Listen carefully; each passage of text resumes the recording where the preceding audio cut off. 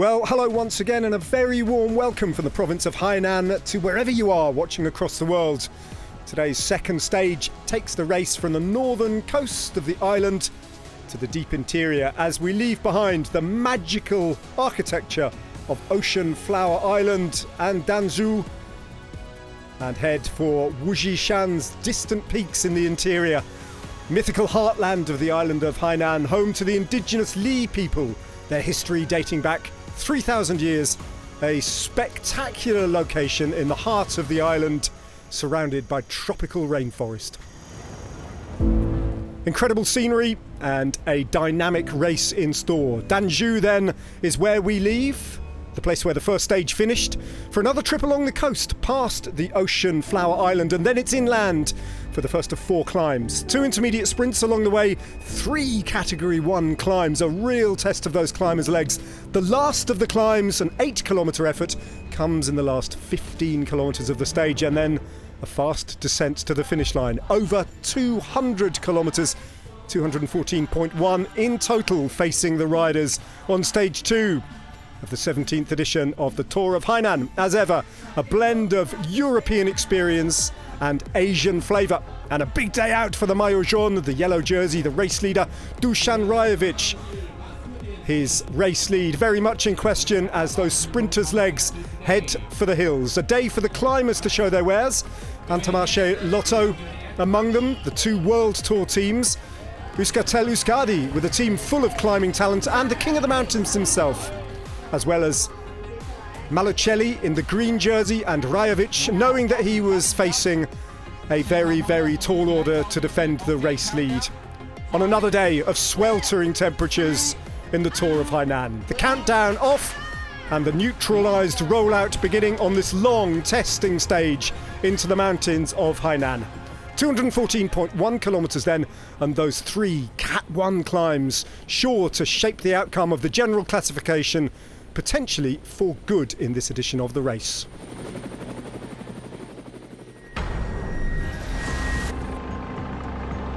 Into the mountains then, 66 kilometres to go. This was a scene on the first of the categorised climbs with a big attack coming from the King of the Mountains, one of 4 riders in the early break of the day, Igor Shizan, followed though by the young Chinese rider Yongbin Gao of the Phoenix Escom Hengxiang team. And Gao coming round Shizan to take the maximum points at the first Category 1 climb and come to within just 1 point of the King of the Mountains lead. Meanwhile, on the second Cat 1 climb of the day, XDS Astana starting to apply the pressure, and Dusan Rajovic falling away along with the other sprinters, falling out of contention. Not the only one though to feel the power of XDS Astana. Stefan de Scrutenaire as well, falling victim to the pace being set by the team in blue, XDS Astana. And then, towards the top of the penultimate climb, it's another big attack from Igor Shizan in the polka dot jersey. This time though, the young Chinese rider Yongbin Gao, I'm able to go with him and I'm able to come past him. And instead, Niels Sinchek in the orange of Li Nang comes round him and into second place and off in pursuit of the man from Quick Pro Cycling in the polka dot jersey. Towards the top of the climb though, one little check to make sure that he's okay, and Shizan adds 9 points to his lead in the King of the Mountains competition. Whatever happens, assuming he finishes, he will be starting the next day in the King of the Mountains jersey. Those 2 riders then getting together at the head of the race with a 1 minute and 30 second advantage. XDS Astana setting the pace behind, trying to make the race hard and sweeping up the remains of the breakaway. Guillermo Silva and Nikola Vinokourov, the 2 GC hopes for XDS Astana. Niels Sinchek building his lead on the descent.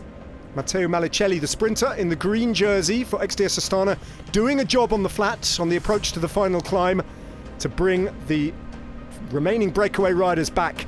Igor Shizan, his job done, drops back to the peloton, leaving Sinchek in a hunt for the Combativity Award, but not much more than that, although he builds his advantage up to 1 minute and 30 seconds. Then a counter-attack coming from Bardiani CSF. It's Manueli Tarozzi trying to bridge a 1 minute 30 gap and get across to the front of the race and join Sinchek in a 2-up attack. Looking round though, a tall order, and Tarozzi stuck in the middle between the 2 groups. Matteo Malocelli then done his job for the day as they hit the final climb of the day, an 8-kilometre effort at a steady gradient of 5%. Cajarural then taking it up. They bring back Tarozzi, and then there's just one rider at the front of the race, and it's the Dutchman from Hainan team, Niels Sinchek.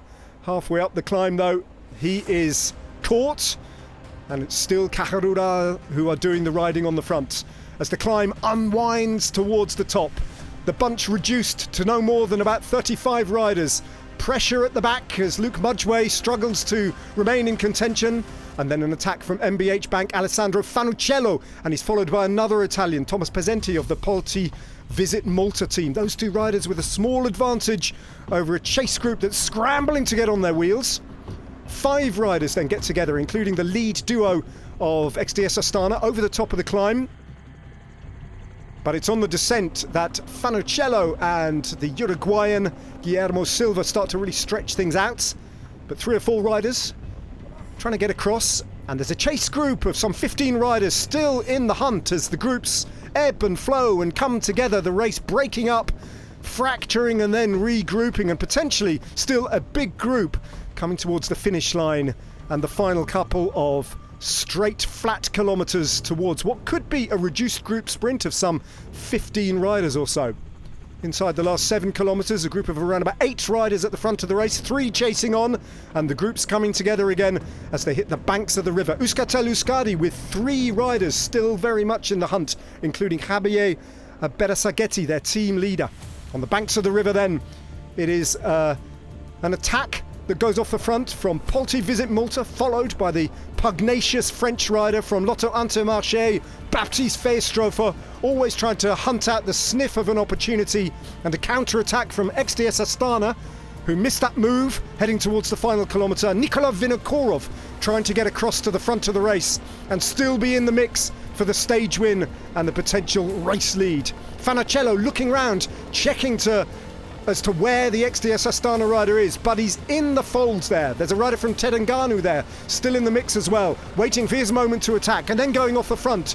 No hesitation from Nikola Vinokourov, who gets onto the wheel of the rider in front of him as they head towards the Flamme Rouge, and inside the final kilometre, it is an opportunity for Nikola Vinokourov maybe to come off the wheel and take his first ever professional victory after such a promising start to 2026. Vinokourov then with 300 metres to go on a finish that is gently uphill and into a headwind, has bitten off an awful lot with a small gap with 150 metres to go though. It's his teammate Guillermo Silva of Uruguay who sweeps round Vinokourov and holds off all challengers to take the win. Silva with a victory, XDS Astana delivering a perfect display at the line, taking stage 2, the Queen stage, and the lead of the Tour of Hainan.